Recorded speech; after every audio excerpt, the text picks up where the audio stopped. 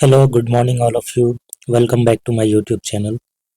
So, what we have studied so far, हमने slope पढ़ा, inclination देखा, एंगल्स बिटवीन टू लाइंस, ये सब चीज़ें हम कर चुके हैं. उस पे क्वेश्चन भी किया हमने. इसका एक एक्सरसाइज खत्म भी हो चुका है. आज हम स्टार्ट करेंगे इक्वेशन ऑफ लाइंस. ठीक है.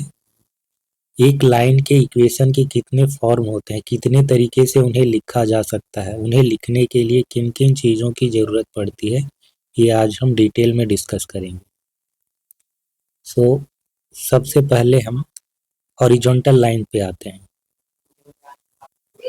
सो अगर लाइन हॉरिजॉन्टल है तो इसका मतलब है कि वो एक्स एक्सिस के पैरेलल होगा. ठीक. अगर लाइन पैरेलल है एक्स एक्सिस के तो वो डेफिनेटली वाई एक्सिस को किसी पॉइंट पर कट कर रहा होगा, है ना. कुछ इस तरीके से कट कर रहा होगा. अगर यहाँ पर कट करता है तो इसका कोऑर्डिनेट होगा वो कैसा होगा, इसका जो एक्स कोऑर्डिनेट होगा वो 0 होगा और वाई का कोऑर्डिनेट कुछ होगा. ठीक है. सो मान लेते हैं if a horizontal line L is at a distance a from the x axis, तो एक्स एक्सिस से वो जो लाइन है वो a डिस्टेंस पर है. अब यहाँ पर डिस्टेंस बोला गया है, दैट मीन्स वो लाइन ऊपर भी हो सकता है, नीचे भी हो सकता है. तो अगर लाइन ऐसा हो या फिर ऐसा हो तो ये डिस्टेंस ऊपर क्या होगा, ये डिस्टेंस होगा. उसी तरीके से नीचे भी हो सकता है, क्योंकि डिस्टेंस बोला है, डिस्टेंस पॉजिटिव नेगेटिव नहीं होता, इसका कोऑर्डिनेट वाले हो सकता है पॉजिटिव नेगेटिव. तो अब बताइए इसका कोऑर्डिनेट क्या होगा और इसका कोऑर्डिनेट क्या होगा. इसका कोऑर्डिनेट हो जाएगा 0, और इसका कोऑर्डिनेट हो जाएगा 0, -a, क्योंकि ये नीचे है ना. अब इस लाइन पे कोई भी पॉइंट आप लीजिए, इस लाइन पे कोई भी पॉइंट लीजिए तो उसका जो कोऑर्डिनेट होगा ना, उस कोऑर्डिनेट में जो ऑर्डिनेट होगा, उससे पहले आपको ये बता दूं कि अब्सिसा और ऑर्डिनेट किसको बोलते हैं. किसी भी पॉइंट का जो एक्स कोऑर्डिनेट होता है उसको अब्सिसा बोला जाता है, वाई कोऑर्डिनेट को ऑर्डिनेट बोला जाता है. तो यहाँ पर कोई भी पॉइंट लेंगे तो उसका जो ऑर्डिनेट है यानी कि वाई कोऑर्डिनेट वो चेंज नहीं होगा, क्योंकि ये डिस्टेंस जो है ना ये फिक्स है. ये डिस्टेंस पे है तो यहाँ पर भी ए डिस्टेंस होगा, यहाँ पर भी ए डिस्टेंस होगा. तो जो ऑर्डिनेट है वो चेंज नहीं होगा, बस चेंज क्या होगा, एक्स कोऑर्डिनेट यानी कि अब्सिसा. यहाँ पर x1 a हो जाएगा, यहाँ पर x2 a हो जाएगा, इधर कहीं x3 a हो जाएगा. ऐसे करके वो वेरिएशन x में होगा, ना कि y में. ठीक है. तो यहाँ पर y वाला जो चीज़ है वो फिक्स रहेगा. सो इसका जो इक्वेशन होता है वो होता है y = a. ठीक उसी तरीके से नीचे का जो लाइन है इसमें भी कोई पॉइंट लीजिए तो उसमें x में वेरिएशन होगा, बट y का जो कोऑर्डिनेट है यानी कि ऑर्डिनेट जिसको बोलेंगे उसमें कोई वेरिएशन नहीं होगा, वो फिक्स है, -a रहेगा. तो इसका जो इक्वेशन होगा वो होगा y = -a. So equation of the line is y = a और y = -a. ये दोनों हो सकते हैं. ठीक है. अगर वो पॉजिटिव डायरेक्शन में कट कर रहा है, ऊपर से जा रहा है तो y = a होगा, नीचे से जा रहा है तो y = होगा. अब आते हैं वर्टिकल लाइन पे. मान लेते हैं कि कोई लाइन है वो y एक्सिस से b डिस्टेंस पर है. अब y एक्सिस से b डिस्टेंस है, पिछली बार क्या था, x एक्सिस से a डिस्टेंस पे था, तो ऊपर हो सकता था और नीचे हो सकता था, ये दोनों. अब बोल रहा है कि y एक्सिस से b डिस्टेंस पे, तो इसका मतलब है कि लाइन ऐसे होगा. वाई एक्सिस के पैरेलल होगा, ज़्यादा दूर होगा।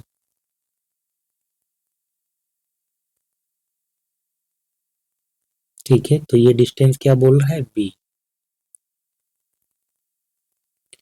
सिमिलरली इधर भी बी, दोनों तरफ डिस्टेंस बी पर है। तो ये जो कोऑर्डिनेट है ये क्या होगा, ये हो जाएगा बी कॉमा जीरो, और ये क्या हो जाएगा माइनस बी कॉमा जीरो। अब इस पर कोई भी पॉइंट अगर होगा तो उसका कोऑर्डिनेट कैसा होगा बताइए। उसका कोऑर्डिनेट माइनस बी होगा क्योंकि वो फिक्स है। ठीक है, चेंज क्या होगा, चेंज होगा वाई कोऑर्डिनेट। अगर यहाँ पर है, यहाँ पर माइनस जी माइनस बी और जीरो है, यहाँ पर होगा तो ये जीरो ना करके कुछ चेंज होगा। ठीक है, सपोज 1 यूनिट पे है तो माइनस बी कॉमा वन, यहाँ पर माइनस बी कॉमा टू, ऐसे करके जैसे जैसे ऊपर जाएगा वाई का वैल्यू चेंज होगा। बट अब सीसा जो है माइनस बी वो चेंज नहीं होगा। उसी तरीके से इस लाइन पर देखिए, जो एक्स का कोऑर्डिनेट यानी कि अब सीसा है बी, वो चेंज नहीं होता, यहाँ पर भी बी ही होगा, बस वाई वाला चेंज हो सकता है, 1 2 3 4 जैसा ऊपर जाएंगे, नीचे जाएंगे तो -1 2 3। तो इसका इक्वेशन क्या हो जाएगा, इसका इक्वेशन हो जाएगा x इक्वल टू बी, ये फिक्स है, बी चेंज ही नहीं हो रहा है, और इसका हो जाएगा x equal to minus b. So equation of the line is x equal to b और x equal to minus b, ये दोनों पॉसिबल हैं।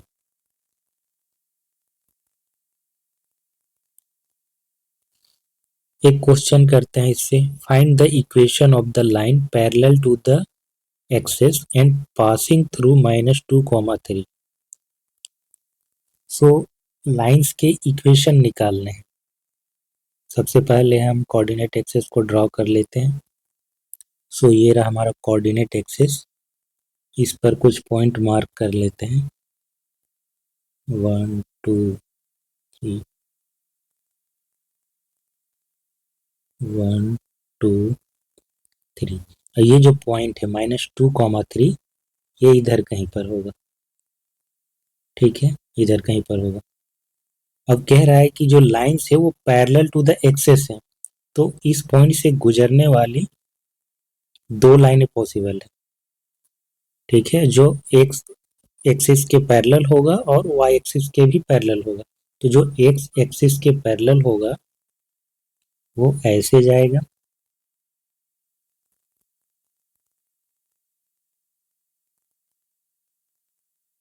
एक ये लाइन होगा, दूसरा लाइन क्या होगा, ये वाला होगा। ठीक है, तो ये दोनों लाइनें एक्सिस के पैरेलल है, एक एक्स एक्सिस के एक वाई एक्सिस के। तो बताइए इक्वेशन क्या होगा। Equation of the line parallel to x axis, जो एक्स एक्सिस के पैरेलल होता है उसका इक्वेशन वाई के रिस्पेक्ट में होता है।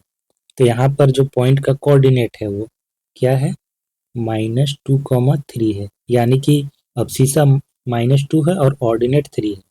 तो इसका इक्वेशन क्या होगा, एक्स एक्सिस के जो पैरेलल होता है उसका इक्वेशन वाई के रिस्पेक्ट में होता है, क्योंकि ये हाइट चेंज नहीं हो रहा है, ये फिक्स है वाई का हाइट। तो वाई क्या है, यहाँ पर ऑर्डिनेट 3 है, तो इसका इक्वेशन हो जाएगा y equal to 3। So equation of the line parallel to x axis is y equal to 3।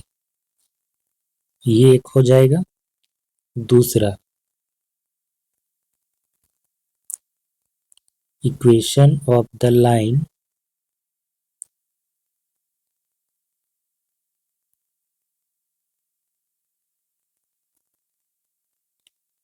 Parallel to y axis is, y axis के पैरेलल कौन सा है, ये वाला लाइन। और ये वाला लाइन जो होता है इसका इक्वेशन एक्स के रिस्पेक्ट में होगा, क्योंकि ये जो डिस्टेंस होता है वाई एक्सिस से ये कांस्टेंट होता है। तो यहाँ पर अब सीसा -2 है, इधर भी -2 इधर भी -2, हर जगह वो सेम रहेगा। तो इसका इक्वेशन हो जाएगा x इक्वल टू -2। ठीक है। नेक्स्ट अब हम जानेंगे कि ऐसे लाइन जो कोऑर्डिनेट एक्सिस के पैरेलल ना हो, यानी कि non vertical non horizontal line, इनके इक्वेशन को हम कैसे लिखेंगे। किसी भी लाइन के इक्वेशन को लिखने के लिए हमें स्लोप की ज़रूरत होती है और एटलीस्ट एक पॉइंट की। ठीक है, हमें स्लोप चाहिए और एक पॉइंट चाहिए। अगर स्लोप ना हो तो फिर 2 पॉइंट हो, दोनों पॉइंट की मदद से हम स्लोप निकाल लेंगे। जो हमने टेक्निक पढ़ा था कि 3 पॉइंट कोलिनियर होते हैं तो स्लोप इक्वल होता है। पेयर वाइज अगर हम मिलाने वाली लाइंस की स्लोप निकाले तो वो इक्वल होता है, तो हम उसी की मदद से इक्वेशन लिखेंगे। पहला चीज है इसमें पॉइंट स्लोप फॉर्म। इसका मतलब है कि एक पॉइंट होगा और एक स्लोप दिया रहेगा। ठीक है, स्ट्रेट लाइन का स्लोप दिया रहेगा और एक कोई पॉइंट दे देगा और आपसे कहेगा कि इसका इक्वेशन लिखें। So suppose P x naught y naught is a fixed point on a line L whose slope is m। एक लाइन है L जिसका स्लोप है m। ठीक है, स्लोप भी लिख देते हैं इसका, slope m।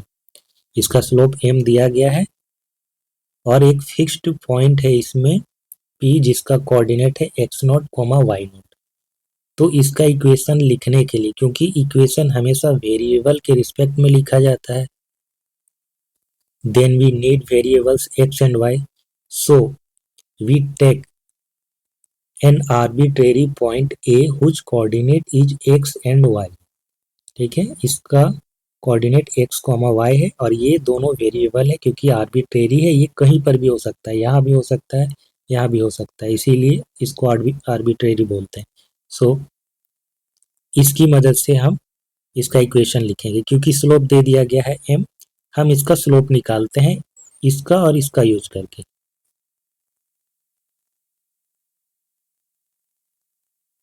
Slope of the line L is, क्या हो जाएगा, y minus y not upon x minus x not. ठीक है, सो स्लोप दिया गया है m, तो ये इसके बराबर हो जाएगा क्योंकि स्ट्रेट लाइन का स्लोप चेंज नहीं होता है। सो ये इक्वल हो जाएगा m के। So y minus y not equal to m times x minus x not. इसी को हम ऐसे भी लिख सकते हैं,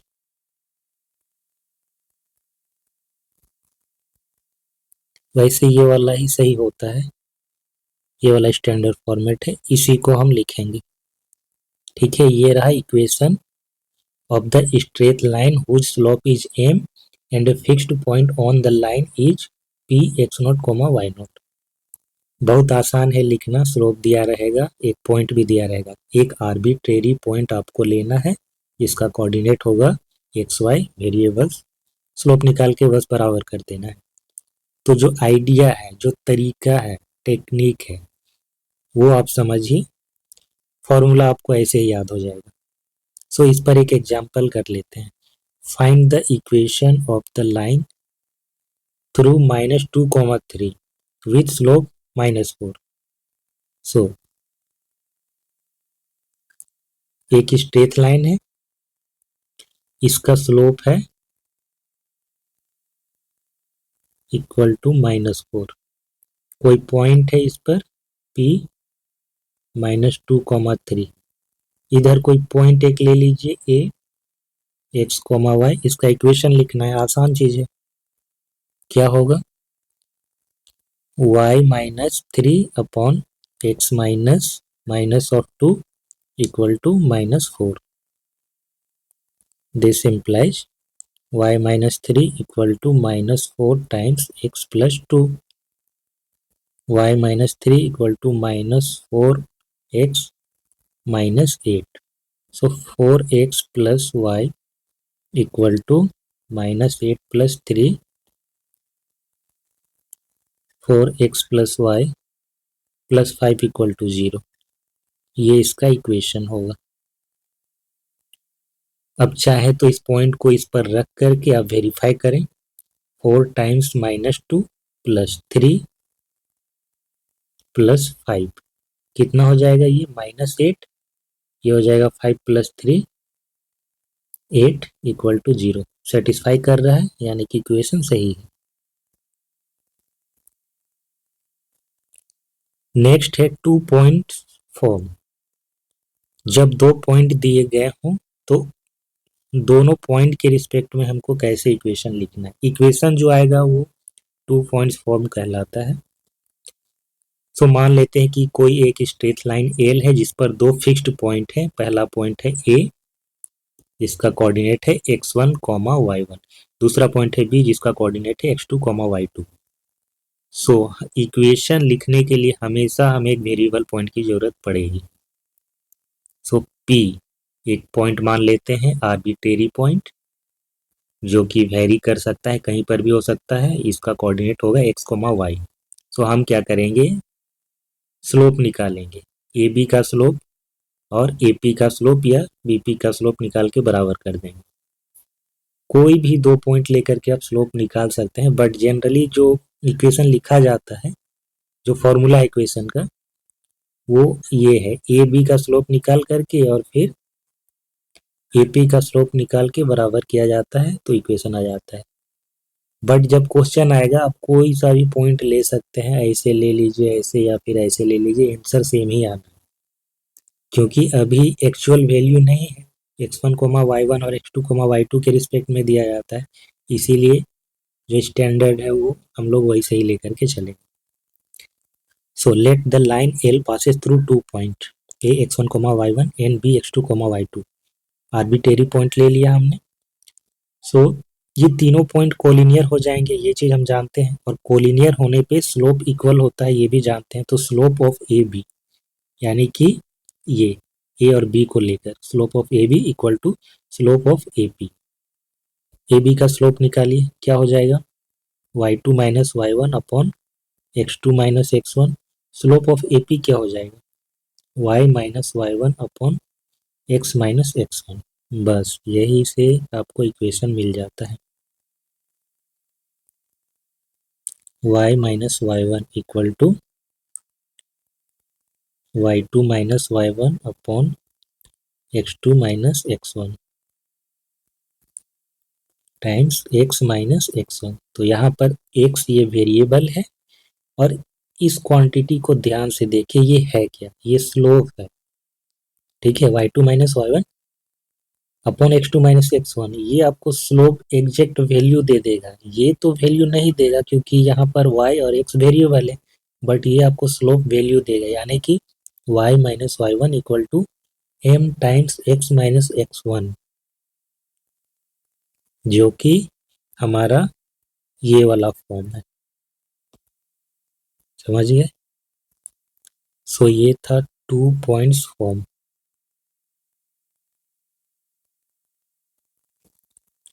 सो इस पर भी एक एग्जांपल करते हैं। Right the equation of the line through the point 1, -1 and 3, 5। सो एक लाइन है जिस पर दो पॉइंट हैं, ए ले लेते हैं 1, -1 और ये बी ले लेते हैं 3, 5। इधर कहीं पर कोई पॉइंट ले लेते हैं। पॉइंट बीच में हो ऐसा जरूरी नहीं हो, कहीं पर भी हो सकता है। सो जो पॉइंट हम लेते हैं ना, उसके रिस्पेक्ट में स्लोप निकाल कर इक्वल करना ही होगा, अदरवाइज इक्वेशन नहीं आएगा, क्योंकि इक्वेशन के लिए एक्स वाई चाहिए ना। सो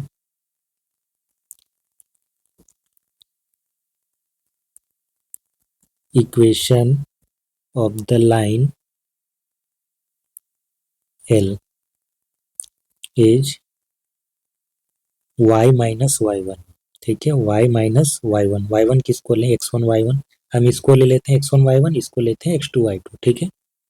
सो y माइनस y1 यानी कि minus of 1 upon x minus x1 यानी कि 1 इक्वल टू, अब लेंगे y2 माइनस y1, तो 5 minus of -1 upon x2 minus x1। So x2 क्या होगा? 3 minus 1। y plus 1 upon x minus 1 equal to ये हो जाएगा 6/4। सो 2 3 जा 6, 2 2 जा 4, क्रॉस मल्टीप्लाई करें 3x minus 3 equal to 2y plus 2, 3x minus 2y और ये -5 इक्वल टू 0। ये रहा इस लाइन का इक्वेशन।